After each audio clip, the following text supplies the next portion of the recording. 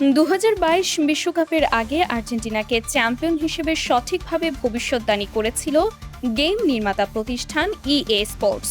এবারও তাদের সিমুলেশনে উঠে এসেছে নতুন পূর্বাভাস। 2026 বিশ্বকাপের শিরোপা জিতবে স্পেন।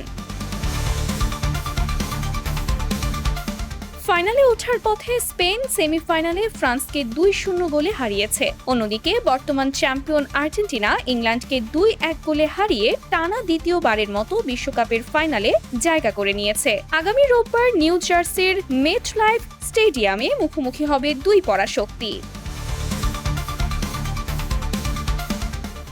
ইএ স্পোর্টসের পূর্বাভাসকে গুরুত্ব দেওয়ার কারণও রয়েছে। প্রতিষ্ঠানটি 2010 সালে স্পেন, 2014 সালে জার্মানি, 2018 সালে ফ্রান্স এবং 2022 সালে আর্জেন্টিনাকে আগেভাগেই সম্ভাব্য বিশ্ব চ্যাম্পিয়ন হিসেবে ঘোষণা করেছিল, যা শেষ পর্যন্ত সত্যি হয়েছিল। সর্বশেষ 2006 সালেই তাদের পূর্বাভাস ভুল প্রমাণিত হয়।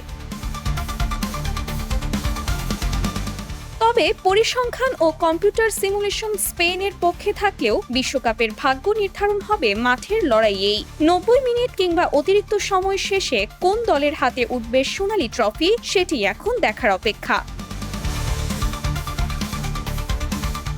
Sumaiya Snigdha, news desk, daily our Bangladesh.